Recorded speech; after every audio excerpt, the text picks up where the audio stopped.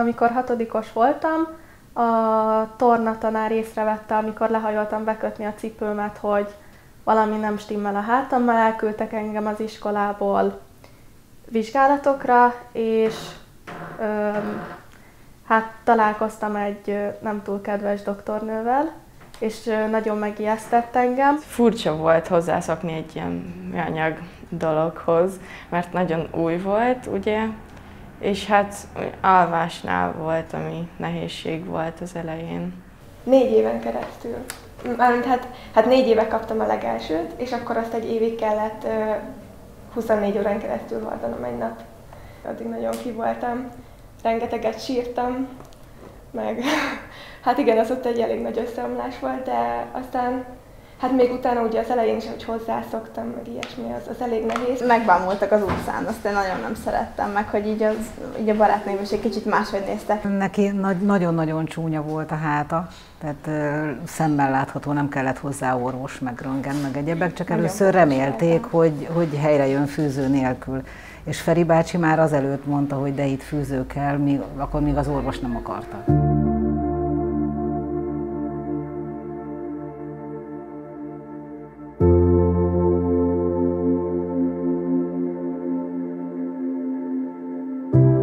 Szia Luca, örülök, hogy látlak, csak hogy szeretném megnézni a hátadat, hiszen a páncélodat múltkor megnéztük, azzal minden rendben van. Légy szíves, bújj ki belőle és vedd le. Jó, jól meghúzod a vállakat, szép lassan megyünk lefele, stopp egy picit. Jó, és megyünk lefele még, és még, és még, és még. Jó, oké. És most lassan jössz fölfele, jössz fölfele, jössz fölfele. Tökéletes. És most dőlünk ebbe az irányba, és vissza. És még egyszer ebbe az irányba, és vissza. Oké? Jó, szuper. Rendben van. Nem tör, nem nyom sehol. Nagyon szuper. Jól nézel ki. Ennyi volt már. Örülök, hogy láttalak.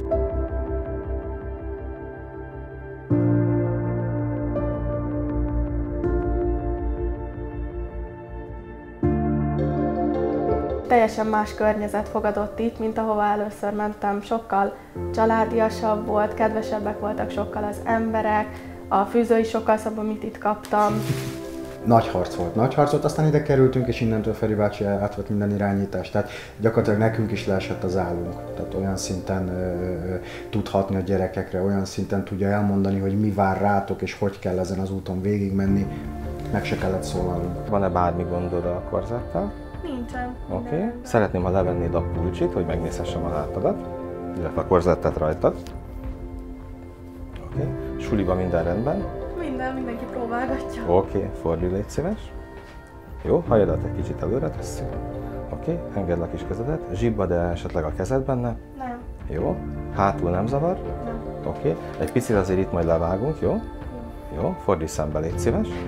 Jó. És egy picit talán itt is meghajtunk majd rajta, jó? Oké. Ülésnél nem zavar, le tudsz benne ülni, előre tudsz benne hajolni. Jó, oké. Vegyük le, légy szíves. 3 lányom van. Tehát én ortopéd műszerész vagyok, ez a szakmámnak a becsületes neve. 81 óta foglalkozom a gerincferdülés ellátásával, különböző típusú korzettek készítésével. Nagyon pici terpezbe állsz, hogy biztosan álljál. Kezeddel egyik keze itt, másik keze ott. Hátra döntöd a medencéd. Tud a gyerekek nyelvén beszélni, de a szülők nyelvén is, tehát hogy annyira megnyugtatóan tud mindenkihez szólni. És egyszerre komoly és vicces. Szerintem tök hatásos. Beszélgetett nagyon sokat velem, meg elmesélt régi történeteket, hogy mások ezt hogy élték meg, és nagyon sokat segített. Meg a fűzős táborok, azok nagyon sok fűzős barátnőm van még mindig, és beszélgetünk. Nem azt mondja el, hogy ezt kell csinálnod, hanem az ő fejével gondolkodik. Elképesztő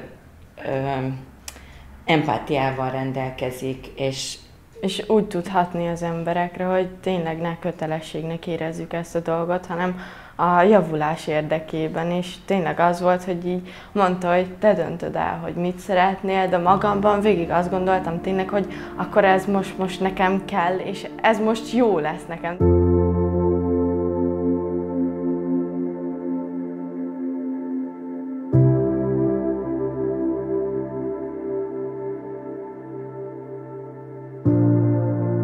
titok az, hogy szeretni kell a gyerekeket. És ismerni kell őket, és a gyerekeknek kell, hogy bizalmuk legyen irányomban. Tehát ez egy rengeteg idő, energia. A másik, hogy ennek a logikáját, technikáját is nagyon meg kellett tanulni. Lehetőségem nyílt Sönó professzorral, aki ezt a korzett típust, ezt a kezelési metodikát kiötlötte, személyesen találkoznom, többször meghívott magához, tehát a saját otthonába, és napokon keresztül csak arról beszélgettünk, hogy ezt hogy kell ügyesen és jól csinálni. Amikor megtudtuk, az ilyen nagy összeomlás volt az egész családnak, hogy baj van a gyerekkel, hogy valami gond van, és hogy mi lesz vele. Aztán Feri bácsi személyisége meggyőzött minket arról, hogy itt nem lesz probléma, ő megnyugtatott minket, láttuk, hogy biztonságban van a gyerek, hogy ő figyel rá, és találkoztunk másokkal. Rékát is annyira meggyőzte a Feri bácsi személyisége, a gyógytornászok, hogy innentől kezdve nem volt gond, tehát ő tette a dolgát. Jók ezek a lukak, mert amikor rajta van a gyereken, ott szoktam ölelésnél megsimogatni. Bár én műtött páciensként kerültem ide, és hogy az operáló orvosom hatására lettem a segítője ennek az ügynek, de azért egy nagyon nagy mérföldkő volt nekem is a Ferivel való találkozás. Hát iszonyú karizmája van, iszonyú erős a személyisége, és valószínűleg olyan szeretettel közelít ezekhez a gyerekekhez, ami tényleg lehetetlenség ma, hogy egy tinédzsert rávenni egy ilyen műanyag eszköz viselésére, ez egy nagyon nagy erő. Egy nagyon pici kislány, szülők érintettek gerincfeldülés, féltek ettől az egész helyzettől, mert gyerekként nem jó tapasztalataik voltak a korzetről. Tehát már egy nem túl jó felállás, amivel én találkoztam. Ezt a kislányt úgy lehetett megnyerni, hogy azt mondtam, mutasd csak a körmeidet, én ki fogom neked most szépen festeni. Azóta, ha jön, azzal kezdi, mutatja az ujjait, hogy most milyen színt hozok, mert addig nem beszélgetünk, addig nem nézhetem meg a hátát, még szépen ki nem pinkálom valami alkoholos filctollal a körmeit, és onnantól kezdve a barátság az már működik. Nem olyan rég volt itt egy régi korzettes lány. Azt mondta, hogy szeretne meghívni az esküvőjére, mert ez úgy lesz szép és teljes.